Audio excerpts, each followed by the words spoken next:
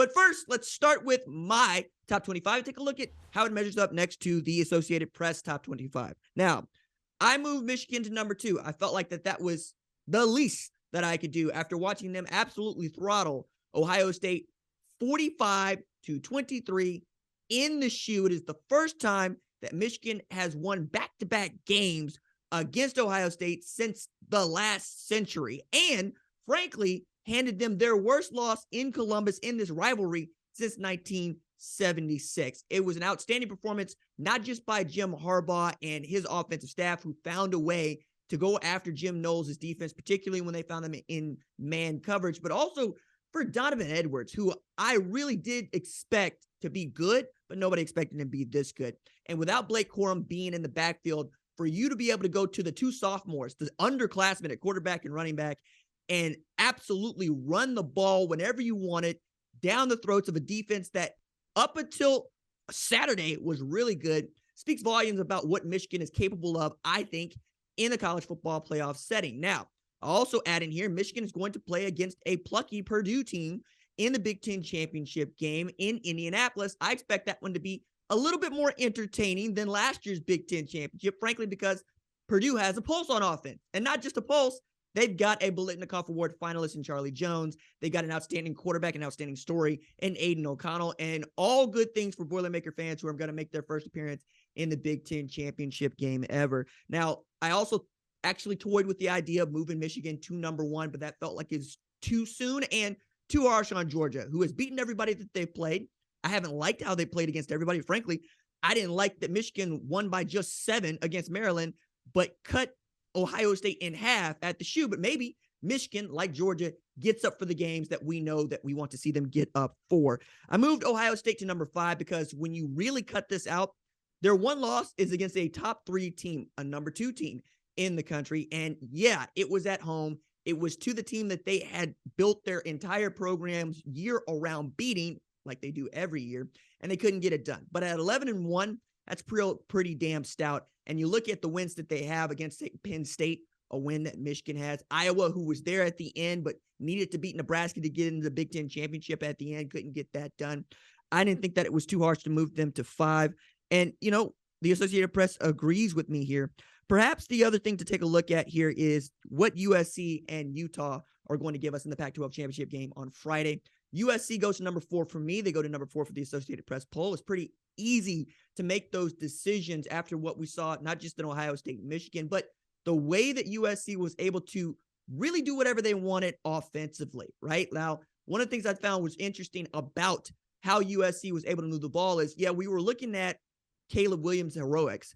You know, I thought of Kyler Murray. Other people thought of Johnny Manziel. I'm still not on the Patrick Mahomes bit just yet because Patrick Mahomes is the best football player in the world.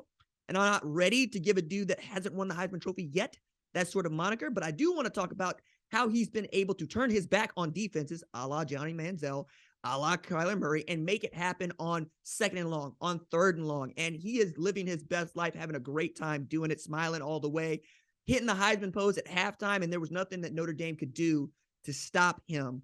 And I feel that that is a great harbinger of things to come, particularly in a game where they get to play the one team this season that handed them a loss. And now that's going to be on a neutral site. You'll remember USC went to Rice-Eccles, lost that game to Utah. Utah got some help to get back to the Pac-12 championship and have an opportunity to defend their Pac-12 championship. This is going to be outstanding. This is what I wanted for the Pac-12. And frankly, another opportunity for Caleb Williams to, if he isn't already in front, take the front. And if he is in front, stretch his lead to winning the Heisman Trophy. Very excited about that. Big 12 championship is going to feature undefeated Texas Christian, who I ranked at number 3. And I think, yes, the Associated Press ranked at number 3 against Kansas State. Kansas State has beaten the folks that I thought they should. It turns out the team they lost to, Tulane, the 10-win team. And they're in position to win the American Championship on a home field, I might add.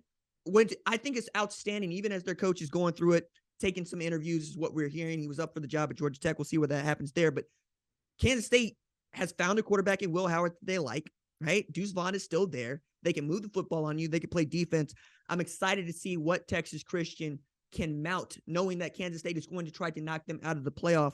But full credit to Texas Christian, who took care of business against Iowa State, a game that I thought was going to give them something like a headache. No, they said, RJ, we're going to drop 62 on their head and push on to Dallas. Outstanding for Sonny Dykes, and frankly, a first family of Texas football when you know about Spike Dykes and coaching a high school there and then coaching Texas Tech for so long and what Sonny has gone through. Matter of fact, went to Cal, finds out he's not a fit, comes back to Southern Methodist as quick as he can, moves 40 miles down the road to Fort Worth, takes over at a program that Gary Patterson built, and is pushing it to where they want to be, right? Very excited to see what the Big 12 championship is going to offer up, and if TCU can get to 13-0 and be what I think would be the first team to punch their ticket into the college football playoff outside of Georgia. I think Georgia could lose in the SEC championship game and still make the college football playoff, but their opponent, LSU, I don't even know that they get into this thing with a conference championship. Now, taking a look at the Associated Press poll, they have them ranked at number 11. I was a bit harsh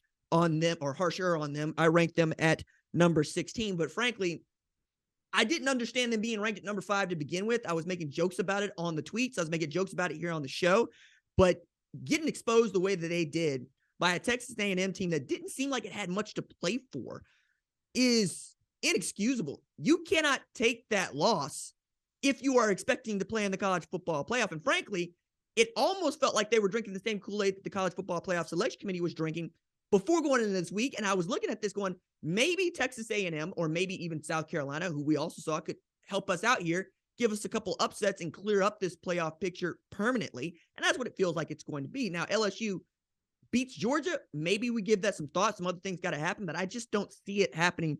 It would be really interesting to have a discussion with the selection committee and frankly, Gary Bard, he's last year, Boo Corrigan, about just what they would do if LSU was able to win that. But let's not put the cart before the horse there. LSU's got to go and win an SEC championship before we can even discuss them getting into the college football playoff. All right.